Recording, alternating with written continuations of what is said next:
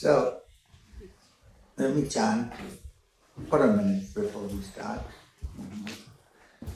Om Akhanda Mandalakaram Vyaptam Yena Characharam Tatpadam Darshidam Yena Tasmai Shri Gurave Namaha Ajnana Timirandasya Jnananjanam Shalakaya Chakshurumidram Yena Tasmai Shri Gurave Namaha Guru Brahma, Guru Vishnu, Guru Devo Maheswara, Guru Sakshat Shri Gurubhyo Namaha. Can you hear me at the...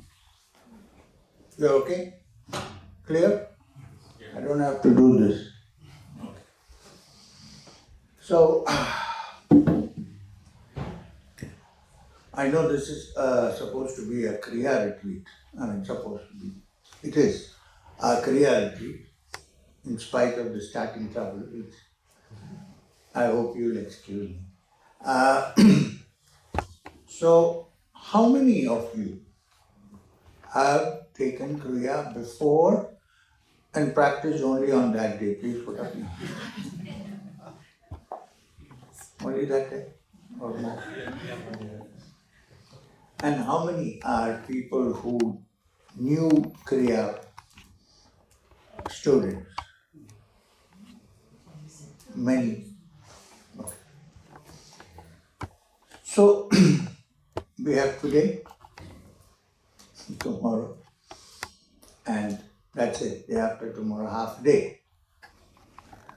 So, when I talk about certain things which need to be understood before we take Kriya, don't get worried that you will not get Kriya.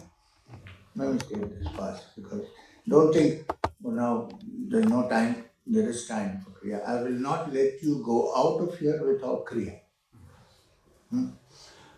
Rest assured. Now, Kriya, the word Kriya, we need to introduce a little bit, right? The word Kriya, especially there are new people.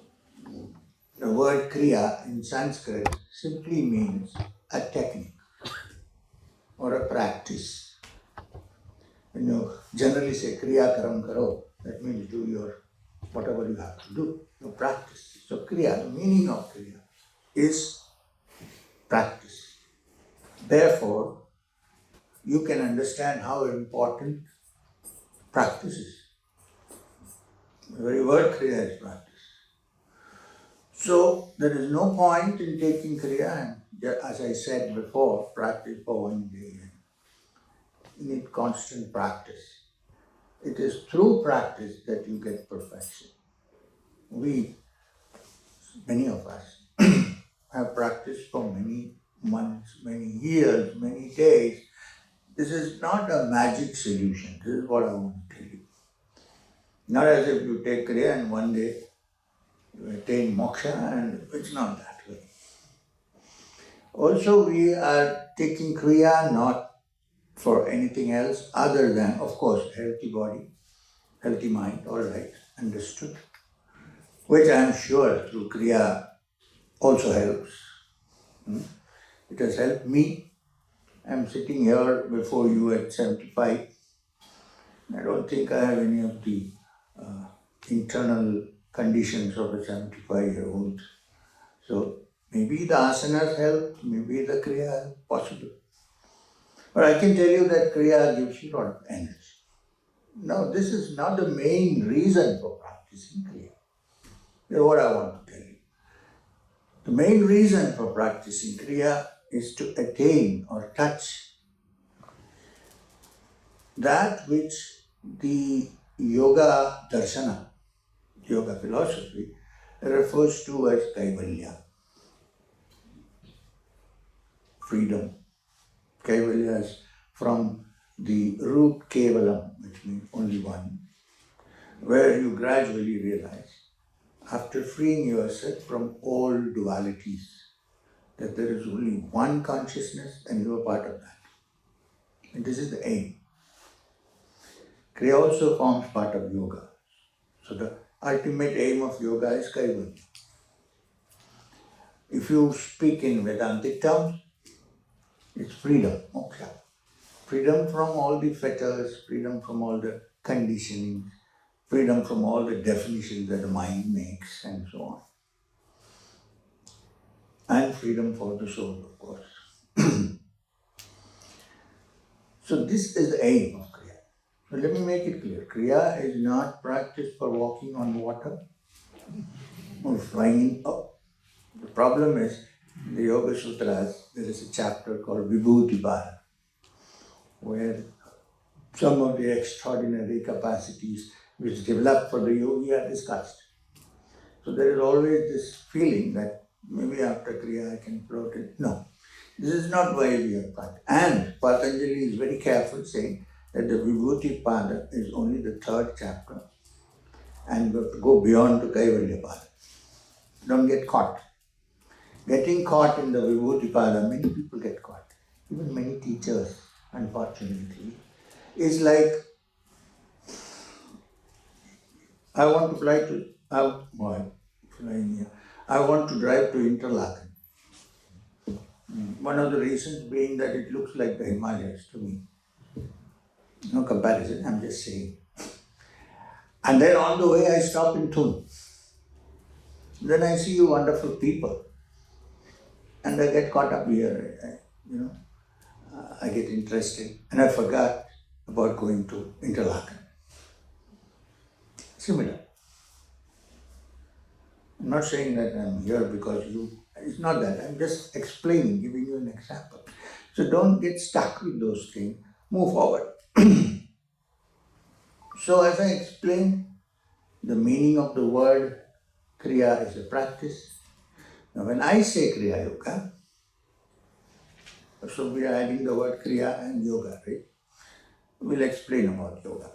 So when I say Kriya Yoga, it means that particular technique which I learned from Maheswarnath Babaji and whose origin, what we might call in Buddhist terms, root guru, is Sri Guru Babaji.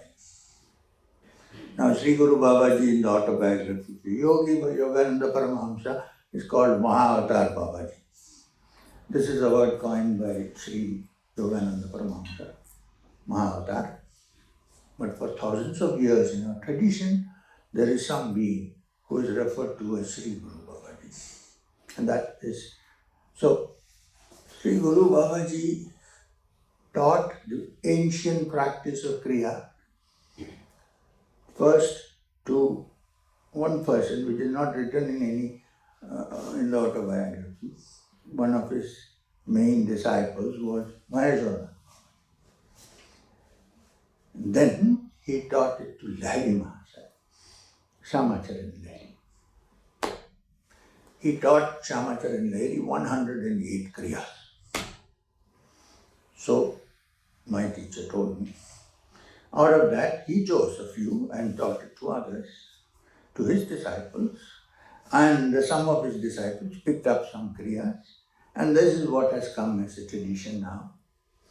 And from my understanding, my connection is with Maheswarnath Babaji. Whatever Kriya that Babaji taught to Maheswarnath Babaji has been given to me. I cannot give you all the Kriyas because it's first not essential, and second, it's a lifetime of practice. So we have selected a few Kriyas which are enough and which can be practiced by people like you and me and move forward. This is the Kriya I'm talking about. But don't forget that the Yoga Shastra has many other Kriyas. Not just one, it cannot be. So, I'm making this very clear. Therefore, if any one of you have taken, anybody comes to me and says, I've taken Kriya from the Yogoda Satsang Society or from the Self-Realization Fellowship of Yogananda Paramahamsa, I generally tell them, continue with your practice, no harm. If you need any help, come to me. The problem is, you can't meet anybody nowadays. Right? But, so therefore, it's like that. But I don't know about what Kriya other people are teaching, I have no idea. This much I can tell you. If you are already, do practice, no harm. If you see something that is missing, you can add it. If you don't, continue. If you need help, I'm there. I cannot discriminate. Oh, you took Kriya from SRF, so I can't. No, there's nothing like that. So what we are going to discuss today, learn today, is the Kriya that came to me from Babaji, through Maheswarnath Babaji. This is the Kriya which I'm going to talk about. So two things are here. Now the third, do not think that Kriya is the only way to find the truth.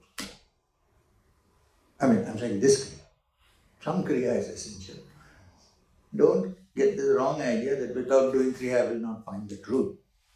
That's not so. Because the Bhagavad Gita, each chapter is called a yoga. And that includes Bhakti Yoga, Jnana Yoga, Karma Yoga, and also Kriya Yoga. So where is Kriya Yoga referred to in the Gita? In chapter 6, which is called Abhyasa Yoga. For the first time you hear about the practice. Not fully, because it can't be taught in a general session. Perhaps Krishna taught Arjuna in detail separately. But this much has been mentioned. Sit in a comfortable posture. Keep your spine and neck and head erect. Fix your attention in the middle of your eyebrows. Balance your prana and apana. And be free. This much. This is the tightly edited description of Kriya. Without the frills. What we are going to learn is this, but expounded in a way which is more detailed. So, if somebody asks you, where do we find the first reference to Kriya? In the Gita. Now, don't also forget that in the Gita many other yogas have been discussed. Bhakti Yoga, Jnana Yoga, Karma Yoga, Sankhya. So, anybody who follows the path in any way will finally definitely touch the goal. I cannot say only the people who practice this Kriya will reach there. This I cannot say. What is essential is dedication, purity of mind, kindness, good qualities which human beings need to possess, the attitude of not wanting to cause injury to others, ahimsa. And if all these are followed and the Kriya practice is taken up, then you move forward. Now, whether you belong to any religious background, we have no problem here. As long as you're not stepping on somebody else's toes. You practice yours, that's fine. But if you see any element in it which makes you perform acts of cruelty, keep away. Take the rest, doesn't matter. Still practice Kriya and you can still move forward. If you are inclined towards Buddhist teachings, well, the Vajrayana teachings have a lot of Kriya or similar practices. If you really want to go into it and understand those, I don't want to export it here because there are other teachers for that. You can read the Dzogchen teachings or Words of My Perfect Master by Patrul Rinpoche, Kunzang Lama Shalom. There are many practices which are very close to Kriya. Now, when anybody went to Babaji and said, I want to learn Kriya, he used to say, first, two questions. What Kriya did Mirabai practice? You know, in India, there was a great, I won't say Yogi, devotee, but called Mirabai. She did not know any Kriya, any yoga, nothing. But her mind was fixed on the idea that she had to have a vision or a darshan, not vision. Darshan is not vision. A face-to-face touch with the Supreme Being, who she worshipped as Krishna in that form. she did not practice any Kriya. Why? Because her mind was one-pointed and she was not distracted by anything else. The heart was melting for this. So Kriya is not also a mechanical practice. There's an heart element involved in Kriya, very much. Otherwise it's funny, you just breathe in and out or do something and this is not possible.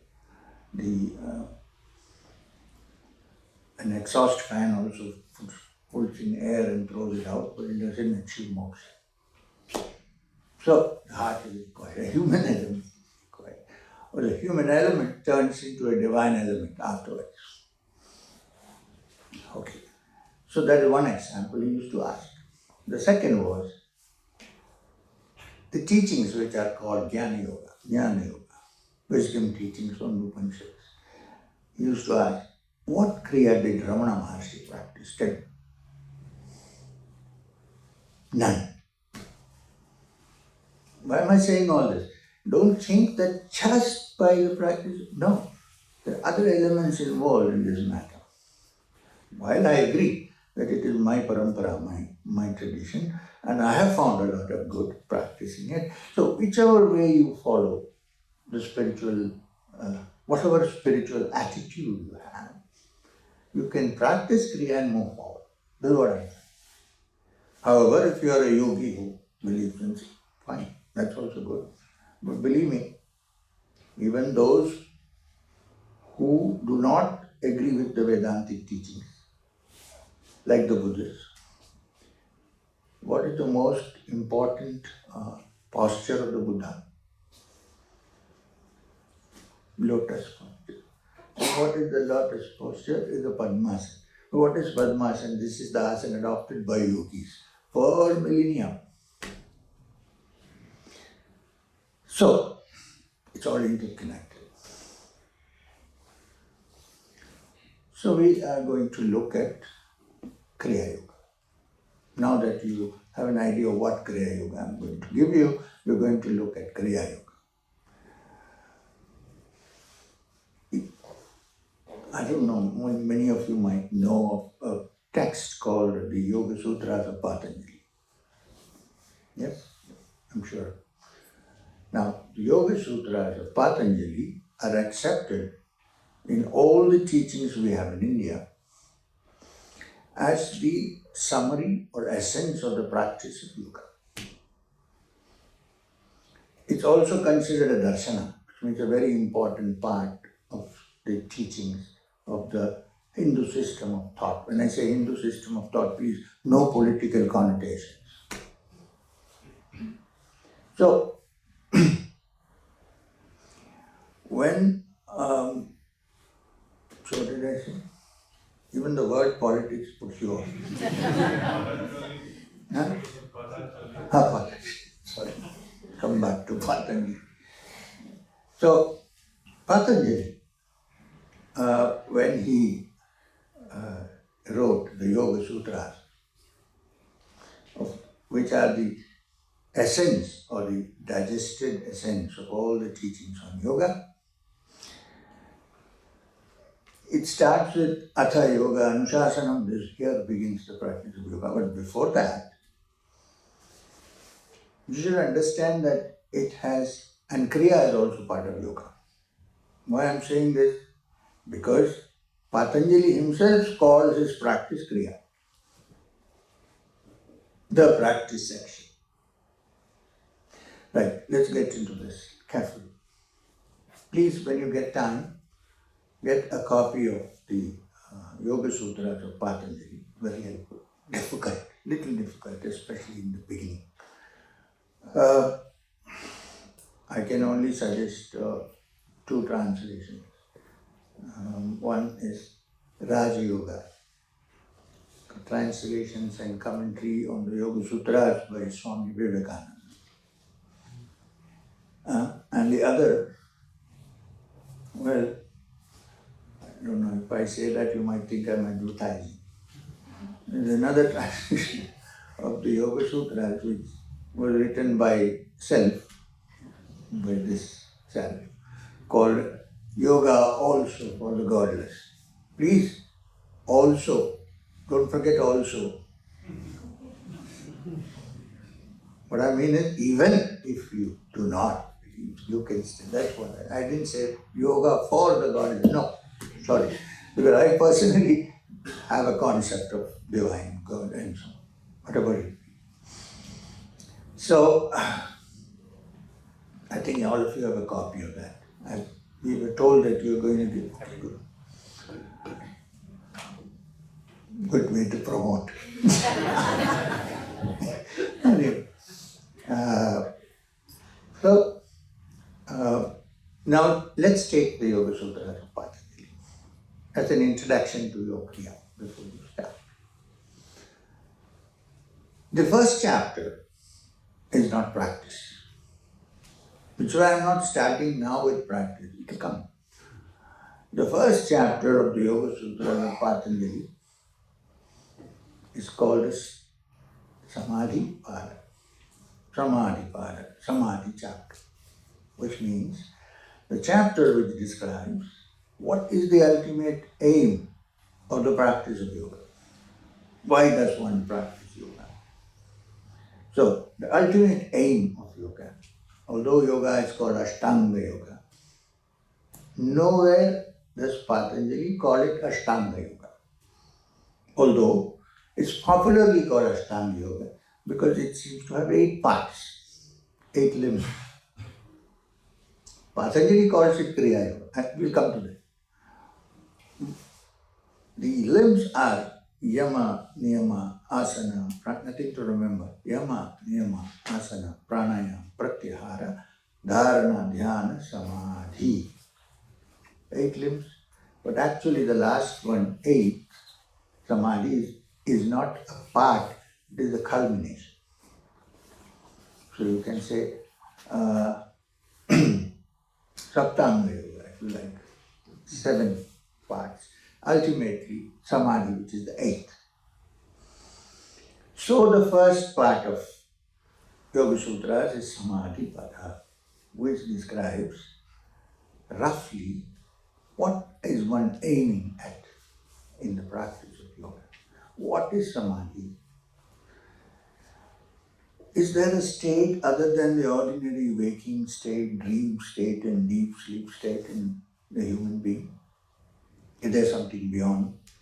Is there a supraconscious state or super, whatever you want to call it? If it is so, how does one recognize that it's happening and how does one move forward to this? This is discussed thoroughly in the first chapter of Samadhi Pada before going to the second chapter, which is called Sadhana Pada, chapter of practice. So I think we also should have an idea. If Patanjali says so, it should be right. I haven't met Patanjali, but now, so what is this? Is there a state? Is there a consciousness in us which, when free of all its limitations, is an all-pervading supreme consciousness? Is there such? It's an inquiry. This is one great thing about the philosophical systems that originated in India. I wouldn't say they're Indian because they are universal. The Upanishad declares, Loka samasta sukhino bhavantu. May the entire world be happy. So it can't be a geographical boundary. But we cannot deny the fact that it originated there. Why? Because most of the world was busy after scientific, other inventions, material progress. There were a group of people sitting in the forest, delving into the inner, trying to look at the mind. For years, so they came out. Normal, natural. And why is it in Sanskrit? Because those days everybody understood Sanskrit. The Buddha rebelled against it. He said, let's do all our works in Pali. We don't want the Sanskrit. Unfortunately, fortunately, Pali is not a different thing, it's a modification. It doesn't matter. So, which is why it's all in Sanskrit. Which doesn't mean that if you need to progress spiritually, you have to learn Sanskrit, please. The consciousness is not a Sanskrit consciousness. It's universal human consciousness. Okay? It's like saying, only if I chant in a particular language, God will listen to me. But does God belong to your section of society, or is it a universal being? Anyway, so, Samadhi. Now I have to go back to the original source. You'll get your Kriya, please don't worry. Original source, which is the Upanishad. Upanishads are the earliest literature on this subject that we can find. And this is precisely what we discussed, what I mentioned a few minutes back about, is there a state in us? Or is there something in us which transcends ordinary thought? Is there something in us which is free of all the conditionings of the mind, all-pervading consciousness? Blissful, all-pervading consciousness. Is there something? So the Upanishad works on this very carefully, in a very elaborate manner. I won't go into the elaborations. I'll go to the simplest of the Upanishads that we have. When I say simplest, it means the shortest. There is an Upanishad among the main principal Upanishads, which are 11 in number. Some people say 10, but it's okay, 10, that's it. Because they've all been commented upon by all the great teachers, all the acharyas, starting from Adi Shankara onwards. The shortest Upanishad is called the Mandukya Upanishad. Mandukya, the word Manduk in Hindi, Sanskrit means a frog. So you can say the Frog Upanishad. Named as a lowly little frog, but with deep wisdom, which means no matter from where the source is, the matter is more important.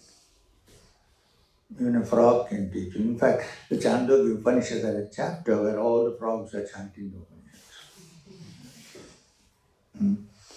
Anyway, so the Mandukya Upanishad does not deal with what you should do or what you should not do or what practice you should take up. None of these things. It basically talks about the three states of human consciousness, common to all humanity, all human beings, and perhaps something that is beyond, which could be a common experience if people work towards it. Then there no discussion of practice, do's, don'ts, nothing. It's a text that talks purely about consciousness. And therefore it is applicable to everybody. And if you look at the Mandukya, the pranava, the Om that we chant, we have been taught through other sources, other than the Mandukya, that Om, the sound, pranava, the ancient sound, Om. I'm deliberately saying sound, not word.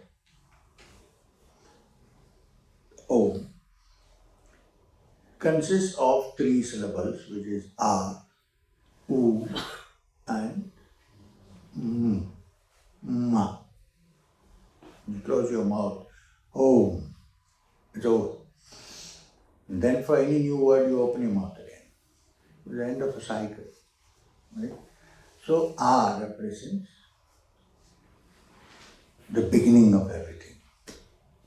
The beginning of, Sankhya would say manifestation, not creation. The beginning of creation or manifestation. According to the ancient science or philosophy of Sankhya, taught by the great Muni Kapila, everything is a re-manifestation. Manifestation, then a cycle is over, it goes and comes back again in a different manifestation. From the primordial substance, in his own intelligent way.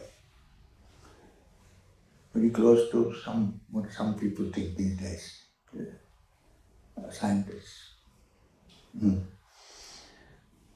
So, But anyway, it doesn't matter, creation or manifestation. Let's say creation. Let's say there is an entity that creates, let's say. Now, this is the sound of because it's the simplest sound that anybody can utter. Even a little child can say Even a dumb person can say the first sound, And it's a very common sound, we don't realize it. Even when you're surprised, you say And if you paint, you say You don't say of course. Generally, So this is the basic text. In fact, the sound of is the first letter of the Sanskrit alphabet, and it's called Akshara, the indestructible. First sound.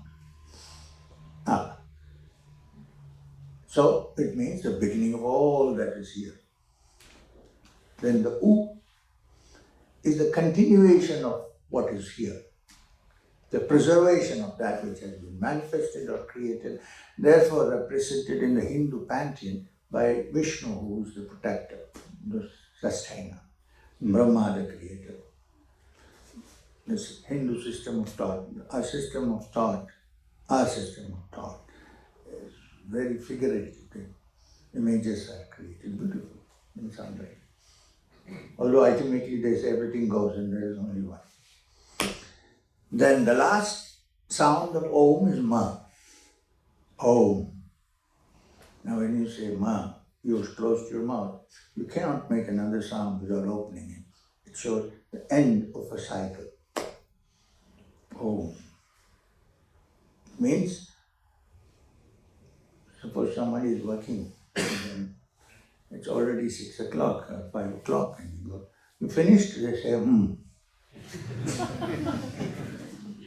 yes. It's not as if we don't say that, but we don't look at the significance of Om is the end. Are you happy? In the US it is one more added. Now, this is Om. This is the usual description given to Om in the ancient philosophy. But Mandukya differs a bit. Mandukya Upanishad says the sound represents the waking state of consciousness, which is common to all humanity. I don't think you need to explain what is waking state of consciousness. Provided you're awake now, no need to explain. It's a common factor for all of us. Although it remains to be seen if we are really awake. Let's not go into that now. I'm not saying you're sleeping in a different way. We think we are awake.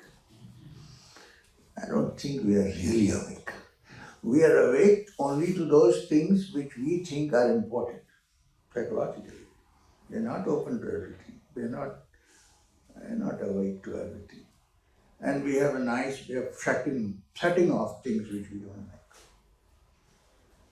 With a window, mind window. Anyway, that's different. But the waking state is known to all. It's common to all. Everybody is awake. Okay. Now, that is first sound. It's interesting that the first sound in many universal, especially ancient languages, is although the letter may be called differently. In Sanskrit, Akshara. In some other language it may be called Alif, Hebrew, Syrian, Arabic. But Alif, with a dot on top is although in Hebrew it's written in a different way. So, this is the waking state of consciousness which is common to all of us, which we all experience. Now, the next state of consciousness, which is also common to all of us. Guess, dream. So the Mandukya says the O sound, the half sound, represents the dream state, which is again common to all of us. But the dream state needs a little more examination than the waking state. Because it's a very peculiar state. The Upanishad calls it Sopna Avastha. It also calls it Tejasa. Because even though when we dream our eyes are closed, dark, you see everything lit, self-lit, self-effulgent, therefore Tejasa. Now this is one state which is very intriguing. You could say it's real, you could also say it's not real. Because when you're dreaming actually, it is very real. It's not a dream. When you wake up, it's a dream. I mean, this is common experience. I dream that there's something chasing me in my dream. I'm running for my life.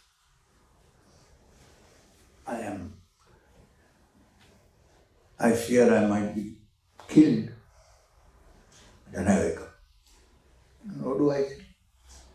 There's nothing there, nothing was chasing me. It's so real that even now I'm looking behind to see if the tiger or whatever is behind me. And all the parameters of my body, pulse, heartbeat, perspiration, they're all happening. Why? Because it was real at that point.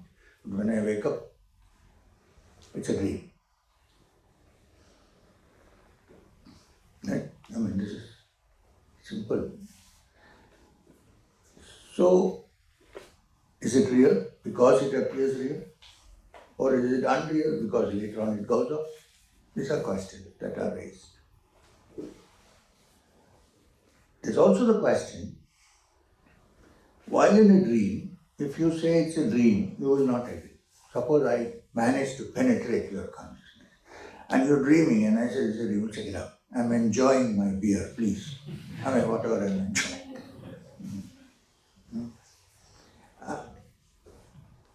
When I wake up, there is nothing. So, the question Mandukya raises, how real can something be which is real once and then not real in the next moment? From that comes the other question, that now we say we are awake, right? In the dream also we think we are awake. What if this is a dream? Maybe long. And then I wake up and say, my God, what happened? So, the U represents the sleeping, the dream state, which points out that there can be a state which appears real but need not be real. This is the conclusion that you can draw. It happens to me, not to somebody else. The only difference between dream and the so-called waking state, so-called, but there may be really a waking state in which I say, my God, this was a deep sleep. Let's say that we don't know about that right now. So, the only difference that you can see practically between dream and deep sleep, dream and waking state, is that in the waking state there is a continuity. Like M goes to sleep. In the sleep he becomes Janaka, the king.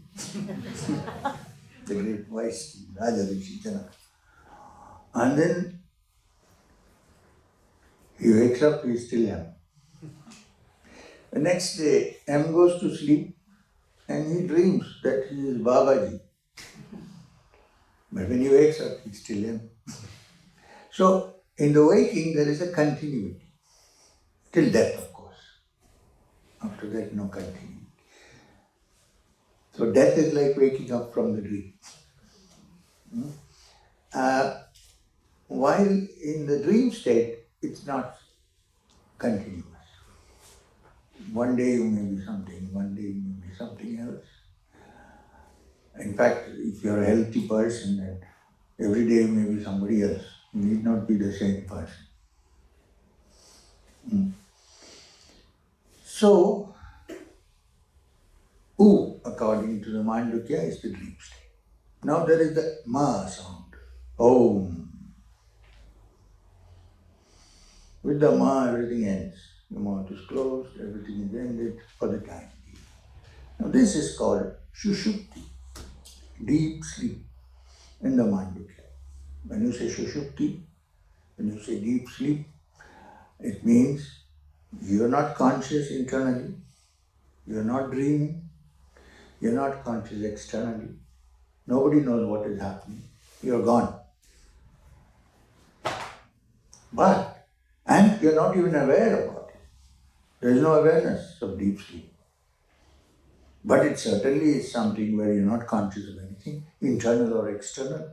And therefore sleep equalizes. You and I go to sleep, we are equal.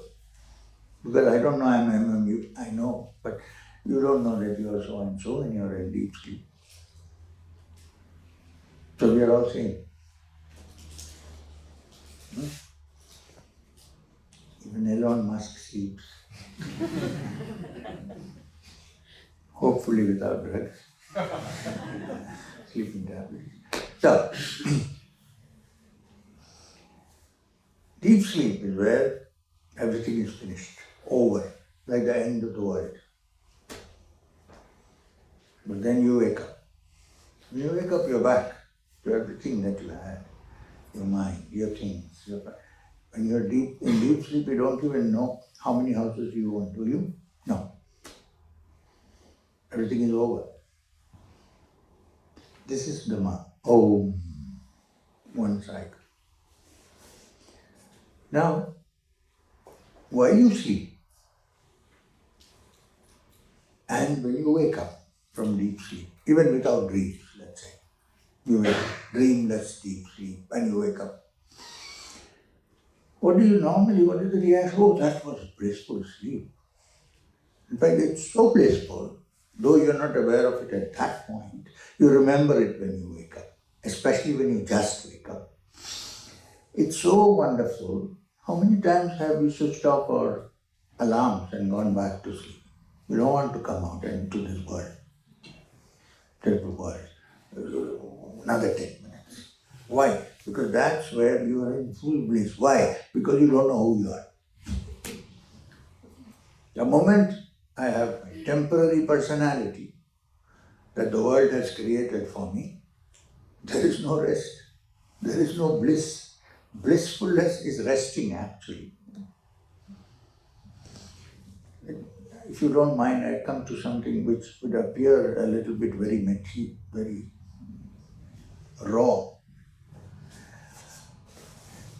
You know, when a man and a woman start loving each other, and there is a lot of music, action, pictures, foreplay, the whole thing has to be generated by the mind, otherwise there is nothing. There is a fancy that civilizations, different parts of the world have given, they are all recreated. Ultimately, there is the act called sex, right? All the drama is finally for that, right? I'm not saying in a bad way. And then the act happens, and in the end what happens? What is that thing called when the orgasm, please, not a bad word, biological. The orgasm happens for a split second. One doesn't even know who he is or where he is or what is going on. All thought is gone, and that is bliss. All the other thought processes are to bring you there. I'm not saying moksha is possible through this action. Now that was for the left-handed tantra, I'm not using.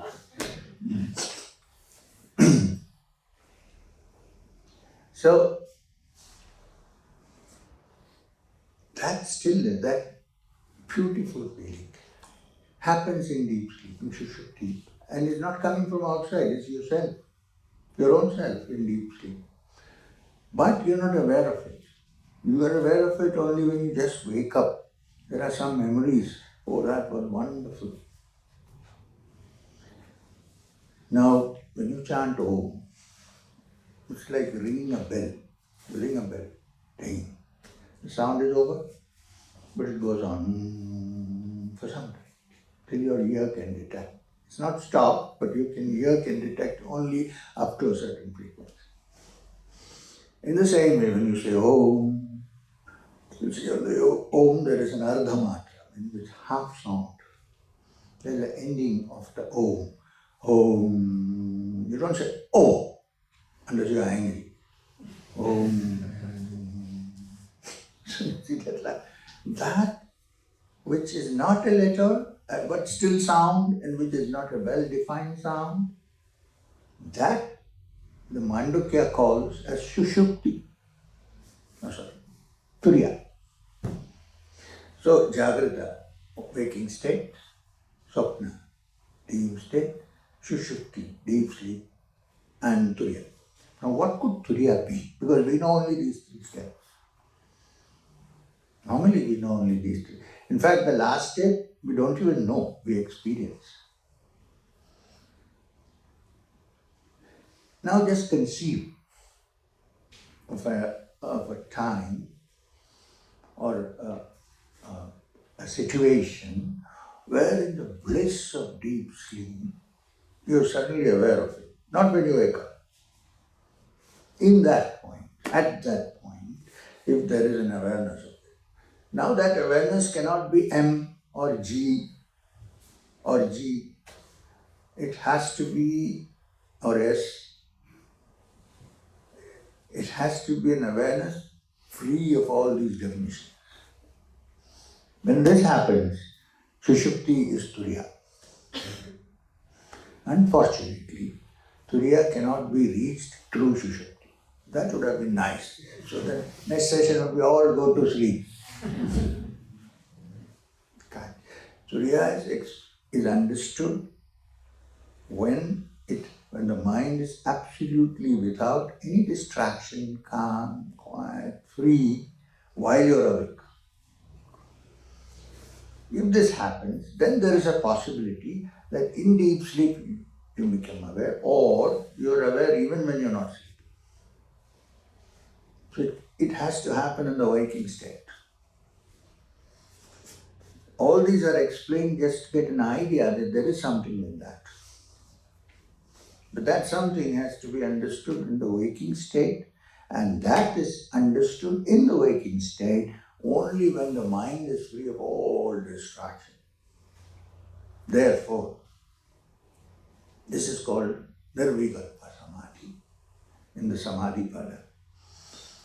Vedantins call it moksha, some people call it kaivalya, the Buddhists call it nirvana. You will say, no, but nirvana is shunya, yeah. Shunya is that which is so close that it is not nothing, it is no thing.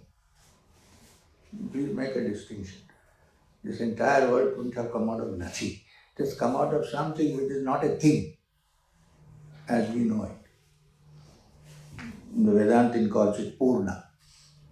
Buddhists,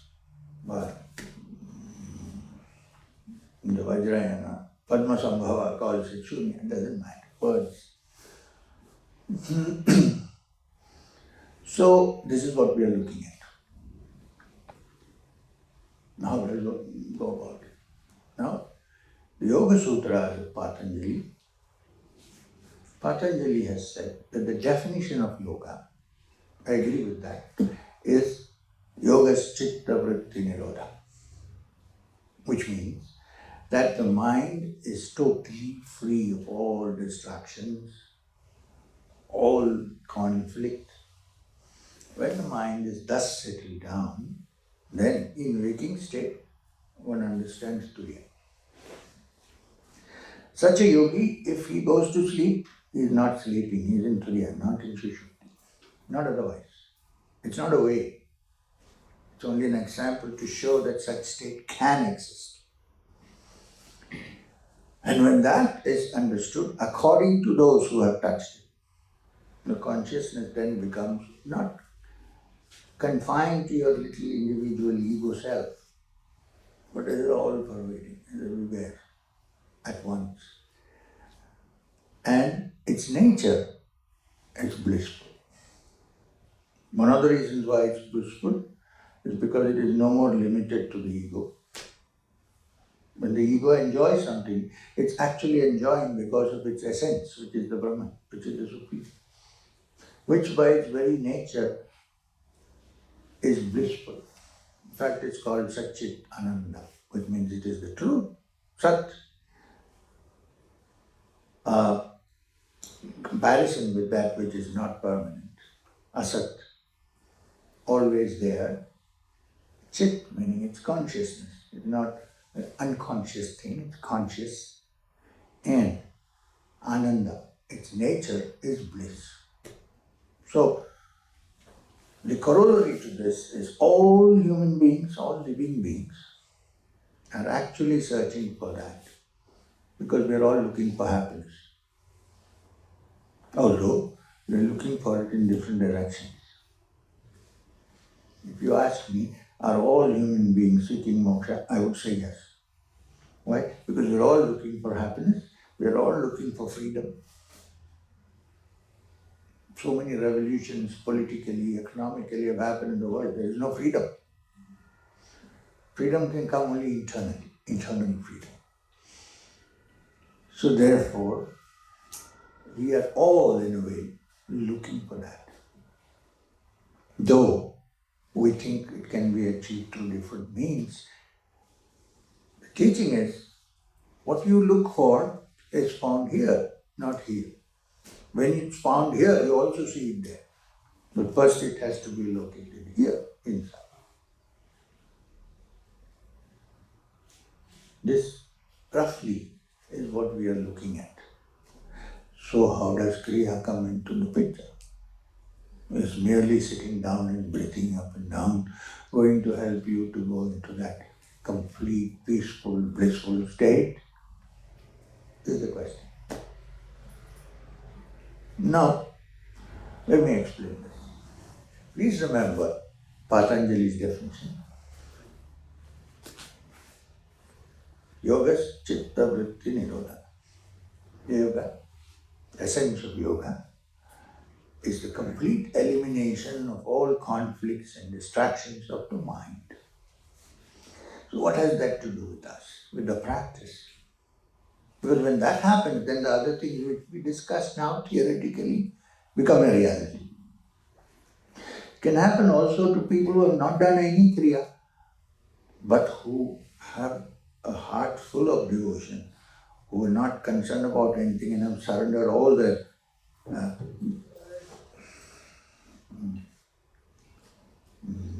conditionings. Can happen, but it's rare. Cannot happen so easily. But therefore Kriya has been given so that you and I can step by step, systematically experiment, go forward, practice and reach there. Somebody may reach faster, somebody may reach slower, depends on various factors. There is no guarantee. If somebody says in 10 days you will get moksha, run away. You're just wasting money or time. Not possible. And there is no single formula for this. Let me tell you this. There is no single formula. Okay.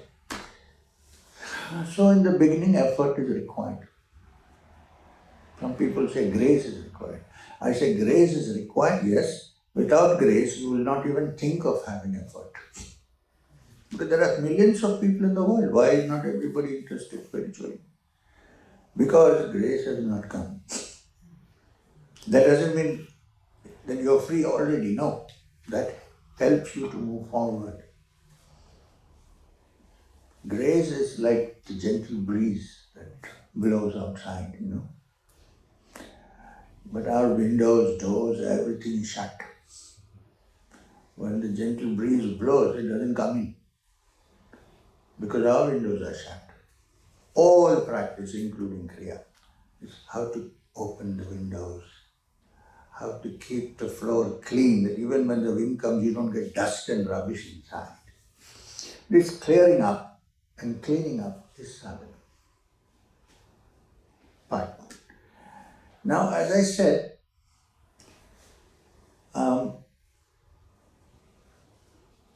what did I say?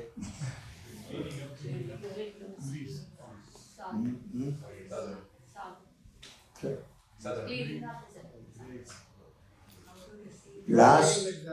Okay. So, why is Kriya linked to this? Why is even any kind of pranayama linked to this, apart from Kriya?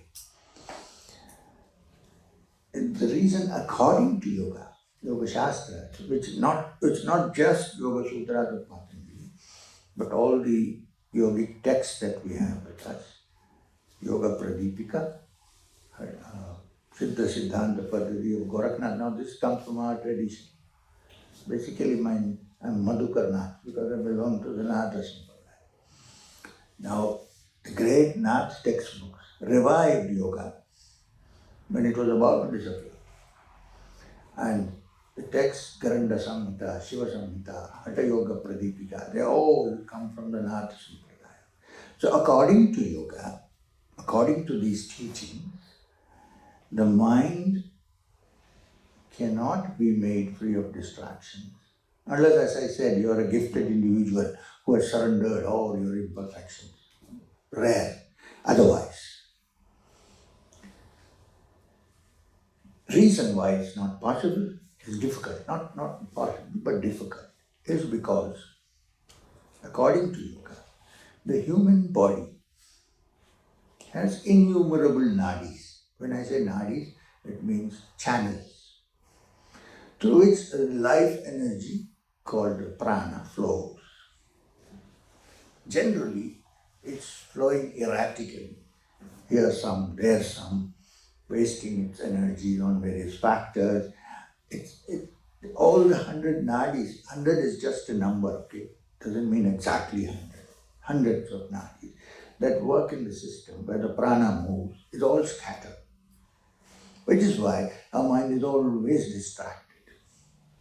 All the distractions, all the conditionings happen because the prana is moving through so many nadis erratically with no control whatsoever.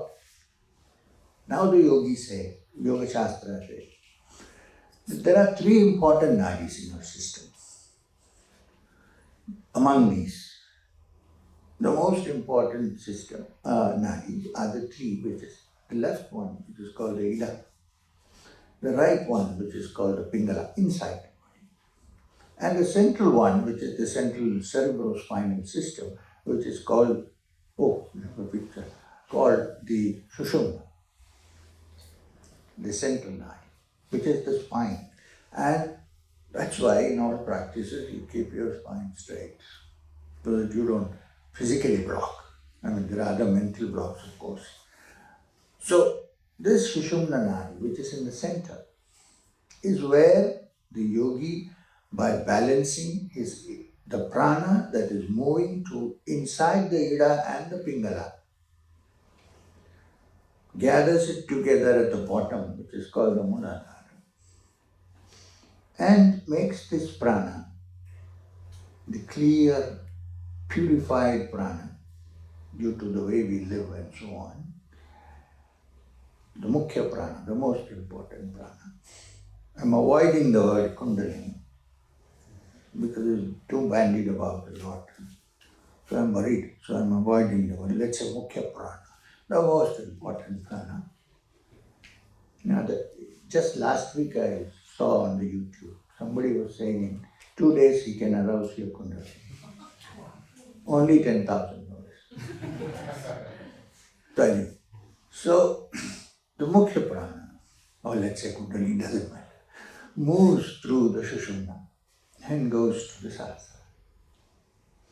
The moment the energies, the prana that is running up and down erratically is brought to the two nadis and balanced, Ida Pingala. In yogic process it's called Anulom Vilom. When this is done, then the energies now are gathered together. Distractions drop off one by one, at least when you are sitting down. Then you come back when you're out in the world. Otherwise, by practice, even that will become less. At least when you're sitting down, you're all free. All the distractions, all the conditionings are gone, and the prana moves through the Sushumna Nadi. This is what the yogi wants. Why? Because when this happens, when this energy, this prana, which is gathered together, ascends even to the level of the Manipura center, already many of the distractions are removed. And the mind becomes calm and quiet, which is the tarmac to go to the higher levels of consciousness. Without that, one cannot.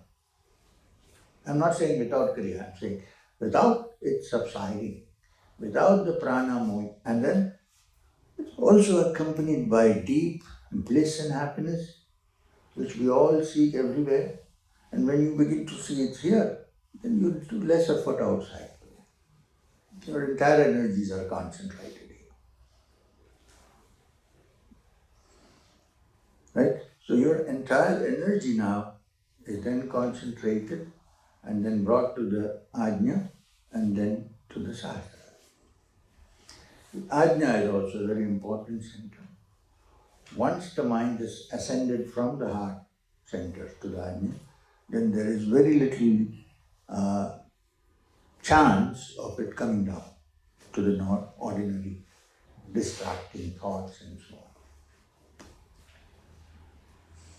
Then your eye, there is only one eye. Therefore, if thine eye be single, thy whole body shall be full of light. I'm not a big Bible propagandist, I'm just saying. A yogi who walked the streets of Galilee said this once upon a time. Anyway, so we should begin this practice by which, okay. Now I'm coming to the sadhana part. The second chapter of the Yoga Sutra is the Patanjali.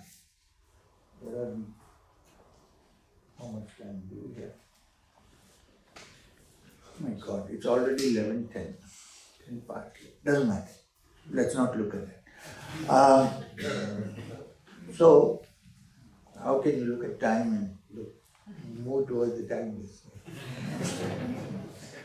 Compulsions of society. Anyway, can somebody tell me what I said last? Second chapter. Second. Right. So, the second chapter of Patanjali's Yoga Sutras is called the sadhana part, the practice. Let me just use one shloka from that, and then we will carry on. The first sentence.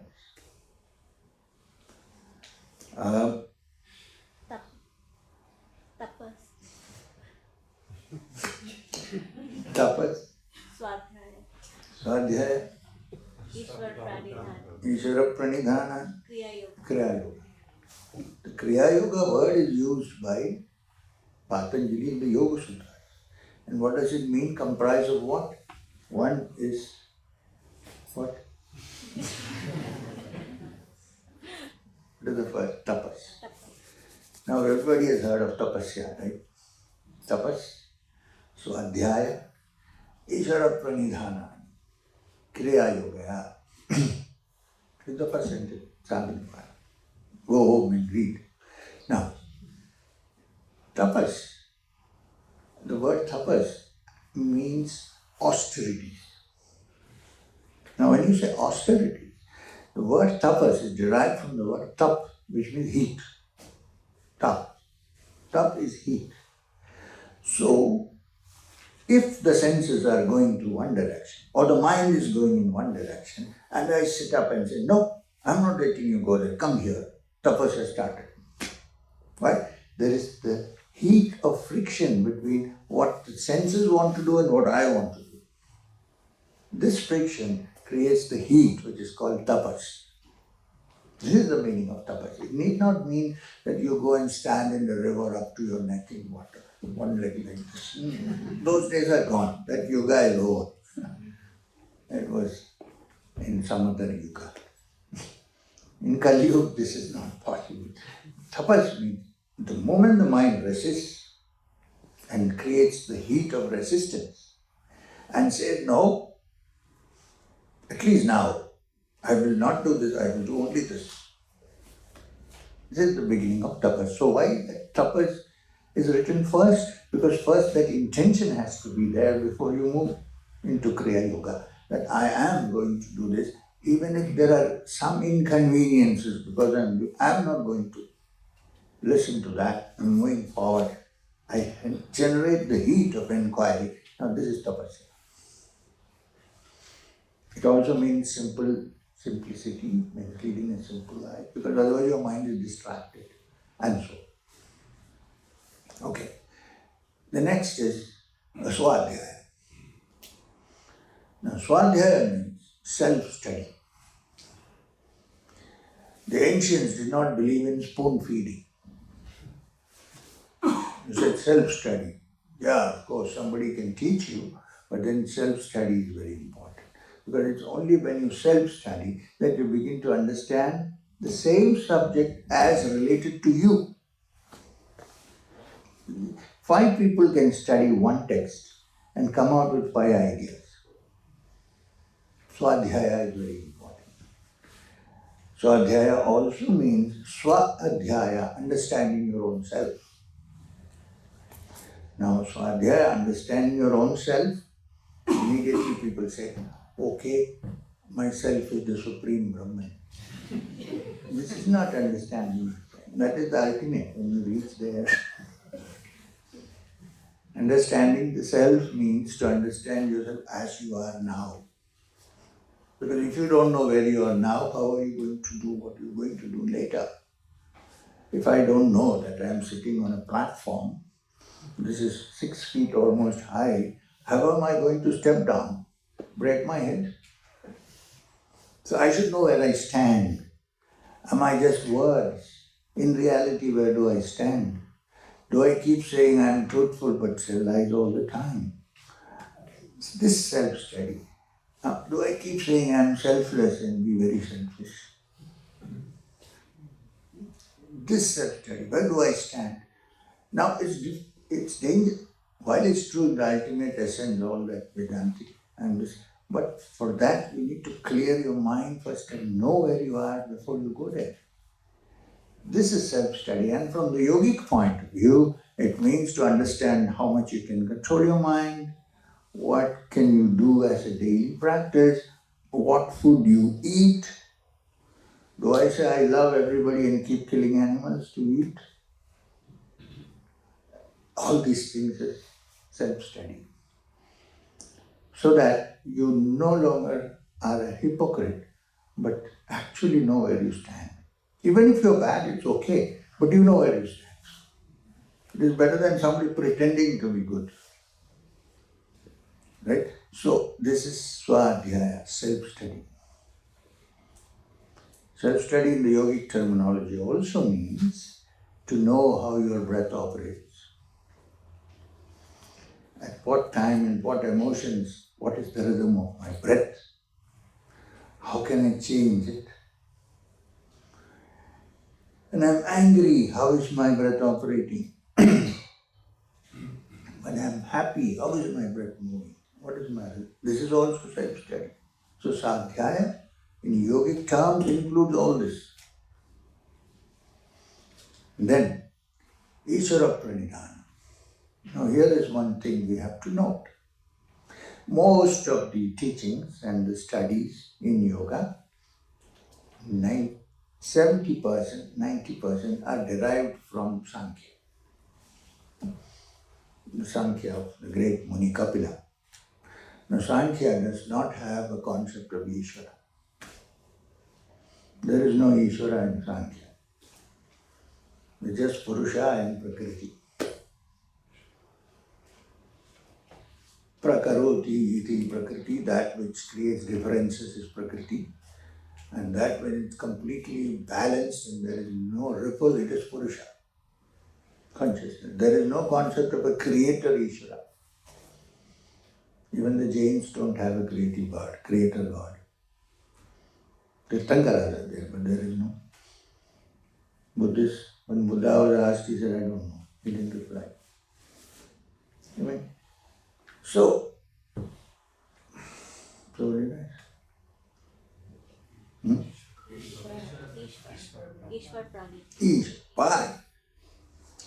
Patanjali seems to not totally agree with this concept. He says that there is an Ishvara, which means the sum or the essence of all wisdom from primordial times, which is an entity but not a physical entity or an entity which has a personality. The store of all wisdom from primordial times is Ishvara. And that Ishvara, one needs to pray or surrender to that Ishvara to move forward in Kriya. So when you say Ishvara Pranidhana, what he's trying to say is don't get too egotistic. Say that there is something beyond me, which is Ishvara, and surrender to that Ishvara. When I say surrender, it means surrender to the understanding that there are many things which I do not know, which may be in that entity called Ishvara. Therefore, I am asking for help. From the Sankhya point of view, when a yogi reaches the state of Kaivalya, he is Ishvara. Now, this is a dangerous concept. Everybody can say, I have reached Ishvara, so one has to be very careful. But Patanjali said that there is an Ishvara, there is an ultimate supreme being to whom I pray that I move towards and understand the reality. And in Kaivalya, one realizes that one is actually not different qualitatively from the Ishvara, not quantitatively. Let me put it this way. One of the great acharyas, when you say Vedanta, people only think of Shankara, Advaita Vedanta. In fact, in Vedanta there are many teachers. There is Shankara, then came Ramanuja, then came Madhva. There are Advaitins, Vishishta Advaitins, Dvaitins, there are many. Now, according to Ramanuja, who is the founder of the philosophy called Vishishta Advaita, he described it this way, the concept of Ishvara. While it's true, he said, that water is water everywhere. It's H2O. He didn't say H2O, I don't think he knew the formula. But water is water everywhere. I'm saying H2O. Water in this cup, water in the river, water in the lake, water in Thun, water in the sea, everything is water. But in this bowl, which is now filled with water, which is also water, I cannot run a ship, cargo ship. Well, yes, it is water. So Ramanuja said that while in essence everything is the Brahman or reality, quantitatively there are differences. When you say Ishvara is a concept, the larger consciousness, and when you say Jiva, it's a small, but essence the same, roughly. Now yoga also, Patanjali seems to follow this. Therefore, Ishvara Pranidhana, may I pray to Ishvara that I be forward. May I fix my attention on that infinite source of all knowledge and bliss. This much. This he calls Kriya Yoga.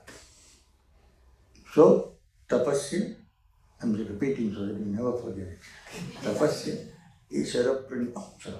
Tapasya, Swadhyaya, Ishvara Pranidhana, Kriya Yoga. So this is the Kriya Yoga we are going to study. So we will also ask for help from Ishvara before we start.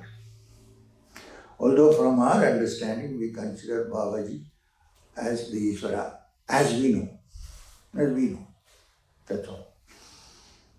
So therefore a connection with the root Guru is very important in the practice of Kriya. So therefore the first step of Kriya is the Guru Mantra and how to chant it, how to link yourself with the root Guru and then proceed. Right? We have 10 more minutes today. Now, is there anything you'd like to ask? And don't ask me about what we haven't discussed.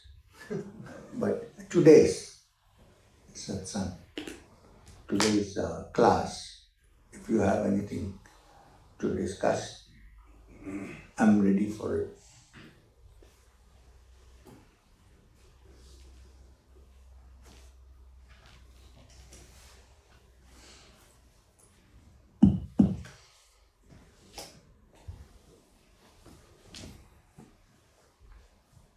Federico, I'm going to call you when we do the Kriya.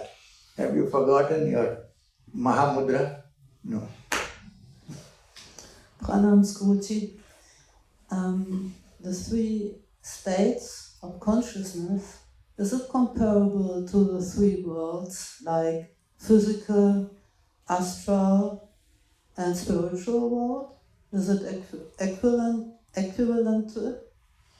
Not really. Not in this context. So it's not related? No, it's not in this context. In this context, we are describing normal states of consciousness. Now, when you say astral and so on, then we need to go at it a little differently. Because there we're talking about, actually I don't want to get into this, but since you asked the question, we're talking about a subtle world which is other than the physical, not the dream state. The dream state is very much related to the physical world, but it's not connected. We are not experiencing it in the waking state, therefore it's a dream state. When you say astral, it is different. We're talking about subtler matter levels, levels of matter which are subtler than the physical matter. I mean, when we awake, we are in this physical, right? And you have When we dream, yes. we are in the astral. Not in the astral, you are in the dream state. Swapna avastha. Okay. Not in the astral. Now, like the astral is a little bit tricky. Okay, let me put it this way. I'm going to ask you a question. Do you really think that in this hall there are only this many people? If I say no, there are more, you think this guy is crazy, mad. Because we see only the physical beings sitting here. Such subjects are interesting also to the astral being. You since you use the word, I don't want to get into it. So there may be many. And if you say, how can they sit here? There is no space, they may sit exactly where you are sitting because their matter is so subtle that you won't even feel it's there. Maybe here. We are talking about two worlds.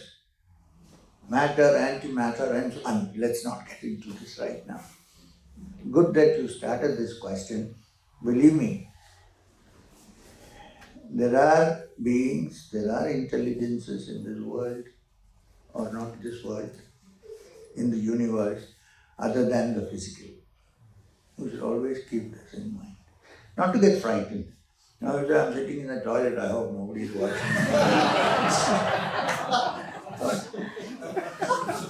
What if they do? Who cares? It should become an obsession, but not you.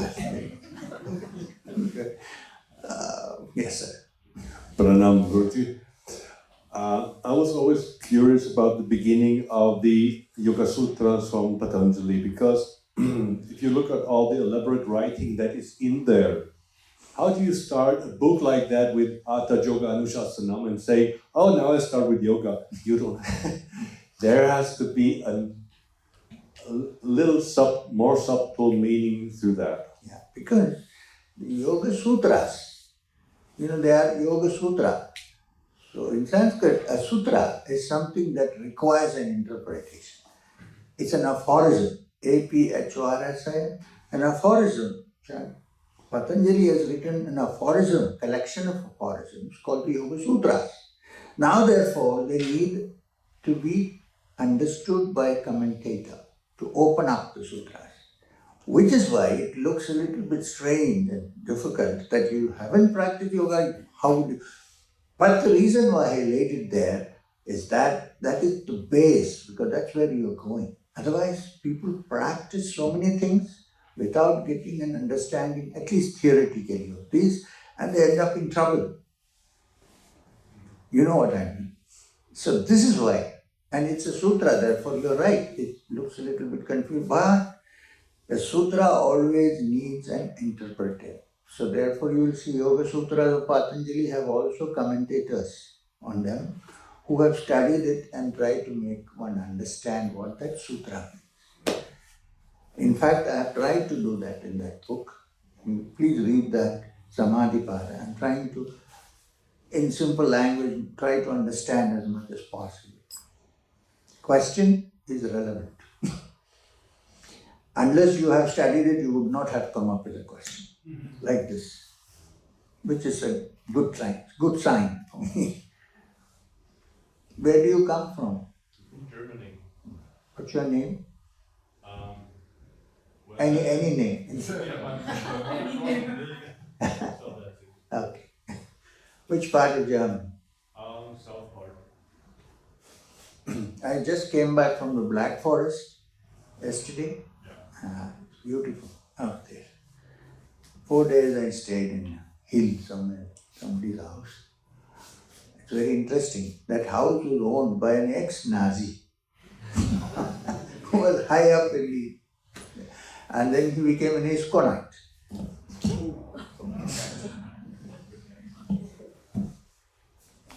Namaskaram, Guruji.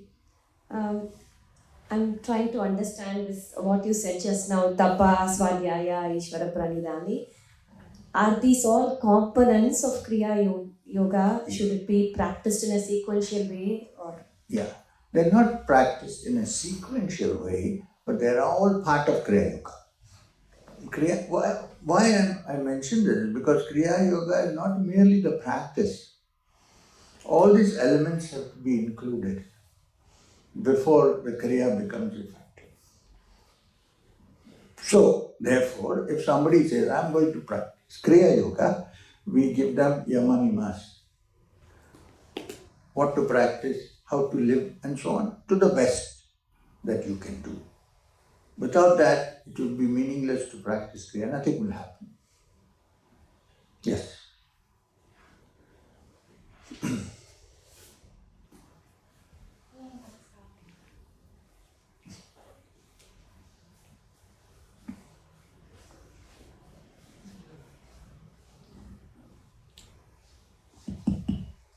Hello, Namaskar. My name is Michelle from Singapore. Mm-hmm. Okay. Did you come to Singapore for the Satsang? No. Singapore, no. KL, yes. Okay. So, first of all, I want to say thank you to you for your love for us, that you agree to stay back to teach us. Okay, thank you so much. Okay, if not, we won't be here. Okay. My question is actually on Dharma. Can I ask a question on Dharma? On Dharma. Dhamma. Yes. Okay. Dharma or Dhamma? Dharma. Dhamma. Teaching. Yeah, I can hear that. Okay. Okay, I'm a Buddhist. Yeah. Okay. So actually, I was taught, okay, if I adhere to Dharma, I adhere to Buddha teaching. Yes. Okay. Yes. But now I'm trying to understand about Hinduism. Yes. Okay, Dharma actually has a slightly different meaning. Uh-huh. Okay, which means I understand as that it's a cosmic law to govern one's behavior. Yes. To do the right thing. Yes. Correct? Yes. Okay. Can you explain a bit more about Dharma? Because in relation to Mahabharata and Ramayana, because I understand actually one of the important rules is actually non-violence. Can you explain this? Yes. Now, non-violence is an attitude of mind more than an action. Now you must be aware, are you a Tibetan Buddhist or Vajrayana or something else? No. No. I practice on my own. Huh? I practice on my own. You practice On my own. on your... Okay. Because in the Mahabharata and the Ramayana, these are two epics that were set at a certain age in history. Not now, right? So Dharma also, you said Dharma, also undergoes change and adaptation during the centuries. But if you are a spiritual practitioner, if you want to understand the truth in a spiritual way, then you have to follow certain regulations, of which non-violence is very, very important. But it need not apply to other things. Like if you have an army and the army is defending your country, suppose I'm giving you an example, defending your country, mainly defending your country so that the good things that are here are not lost by occupying homes, suppose, then it would be foolish to preach non-violence to the soldiers,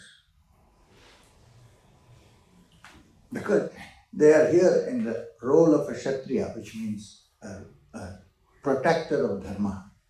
Now, if there is a danger that a country may be occupied by those who do not practice Dharma and who don't care about non-violence, then according to Dharma, it is also allowed to use force to stop them.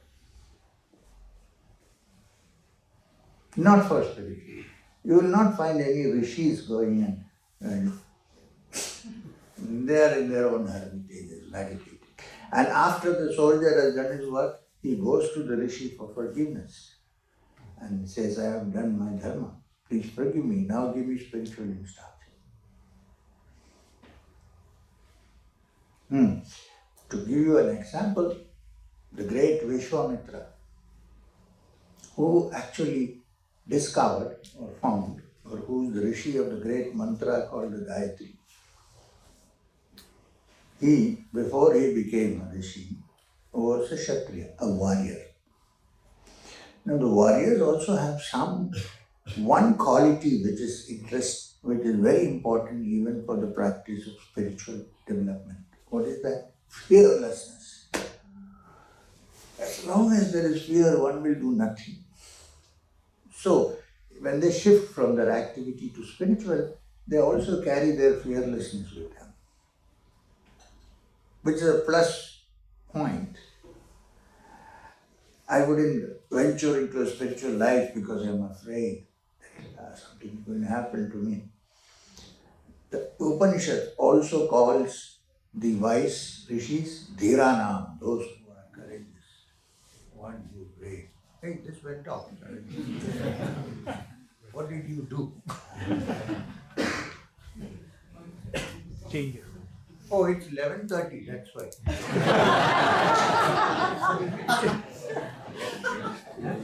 The battery went down. Yeah, we'll change. So now this battery doesn't last long. The power is less, we need to empower it. Not empower. So, thank you.